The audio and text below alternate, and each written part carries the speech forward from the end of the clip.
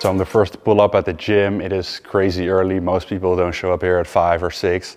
The first people start to come usually at 7 or 8. Gym for myself, you know, what more can you ask for? That's all a bro wants.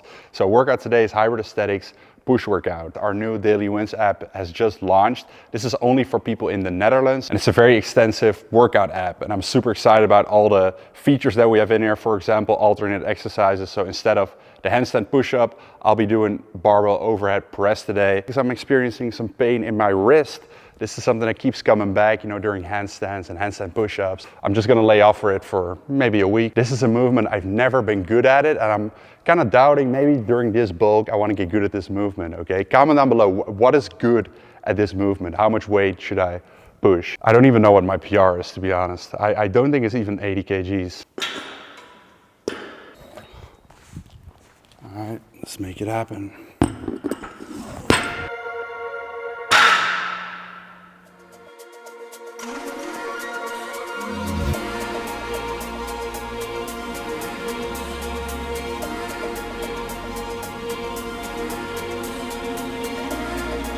Something that has always been important for me during my training journey, and which I've shared in also my earlier videos, is to train not just hard, but also smart.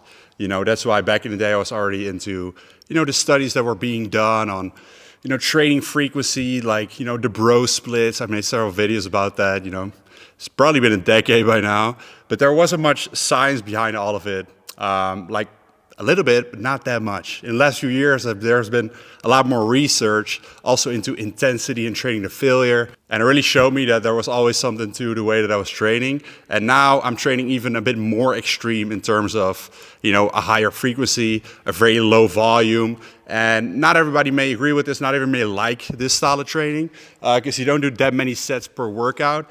But for me, I've noticed, like, doing hybrid training, so combining multiple training styles like lifting, like running, calisthenics, functional stuff, it's just very taxing on your body. So you have to really take that into consideration and really, you know, change the intensity, change the volume that you train with, and really make sure that you can do it all at the same time without getting injured, because that's the key. And that's something I absolutely want to avoid.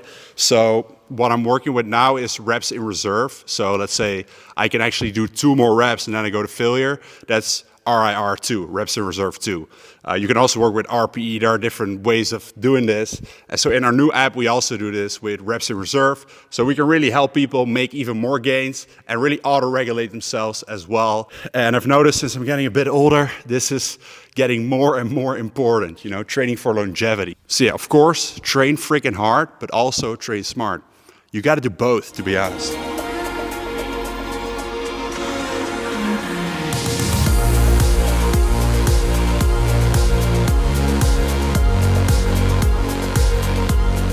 Next up is lower cable flies. Many people like to put this on the very lowest. I don't. I actually have 6 of these empty holes and I put it above that.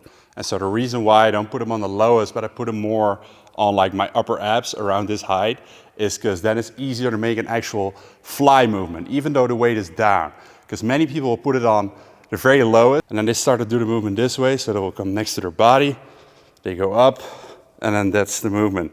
And it will also involve a lot of biceps. You can already see that it's activated, right? Because when it gets difficult, you start to pull with your biceps like that. And so instead of coming in and upwards, I like to treat it as a fly motion, so shoulders back. You fly, keep the chest up. You see, that looks completely different. And that's easier when the handle is not on the lowest. Here you can see at what height it is. So it's actually around my hip area. It's not even my upper abs.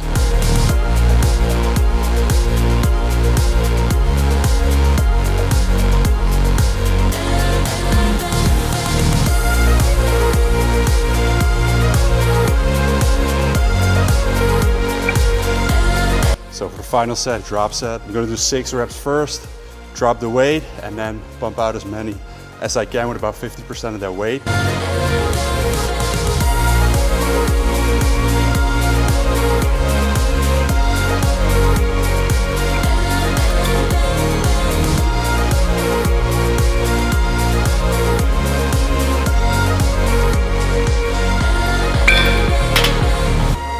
That bump is real.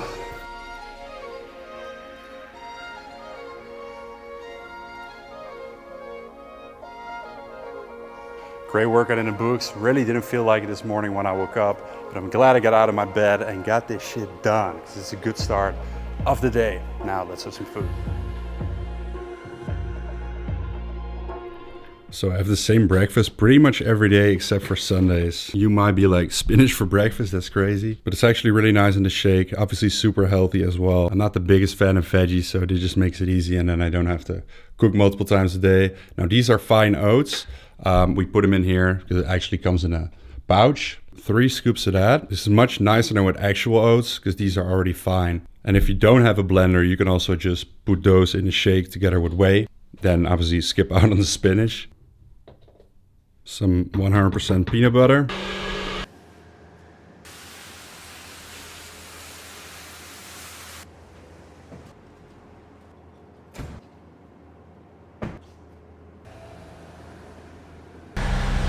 Am I gonna do it or am I not gonna do it? Fuck it. I'm human, alright? My caffeine intake is not as great as it was a few months ago. During the launch, I kinda got back on these bad boys, but at least it's not every single day like it was previously. I'm tapering down, using less. I'm gonna quit next week. Those are all the things a drug addict would say. Outfit of the day, first of all, the half zip sweater in black. Very nice, I love it. And then the Voco trousers. This is my favorite color. This is the stone color.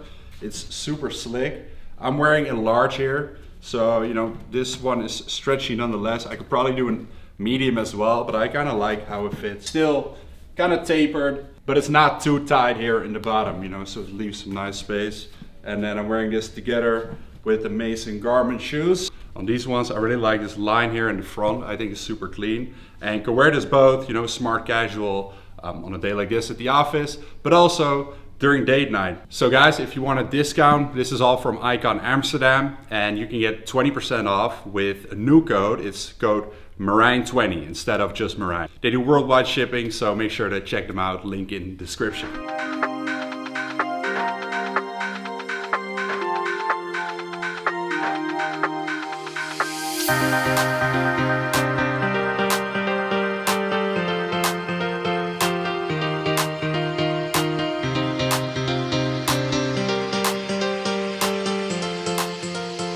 So I'm currently running 3 times a week, and I've set a goal for myself. And by the time that you're watching this, I only have 2 weeks left to reach that goal, which is my first ever running race.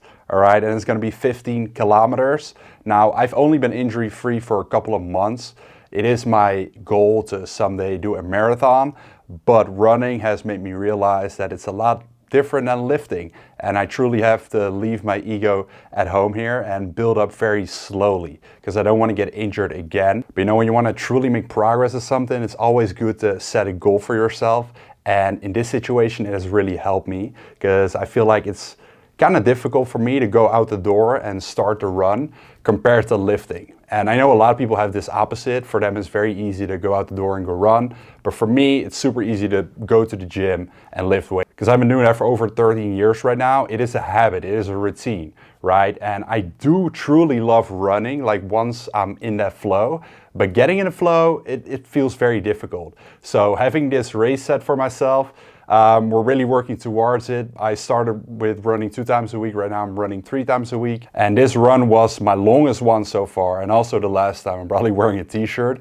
because it's getting pretty cold out here in the Netherlands. I ran for 1 hour and 10 minutes and I did a distance of almost 12 kilometers, a pace of 5:53.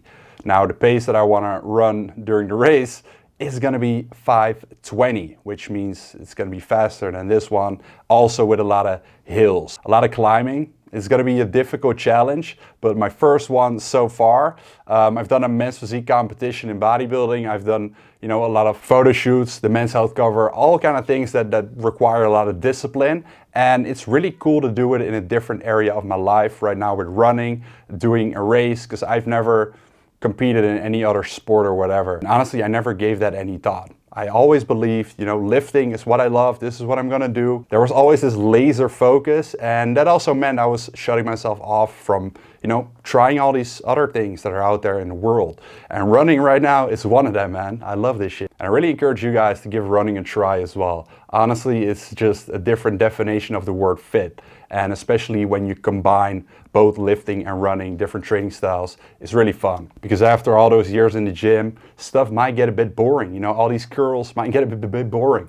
For some people it doesn't, but for a lot of people it does. And I've really found my passion back. And I may not be very good at this yet, but you know, that takes time. We're gonna build it up and we're gonna get it. I'm excited for that race. So I hope you guys enjoyed this vlog today, man. If you did, make sure to give it a thumbs up, really means a lot. Comment and subscribe, and I'll see you in the next one. Peace out.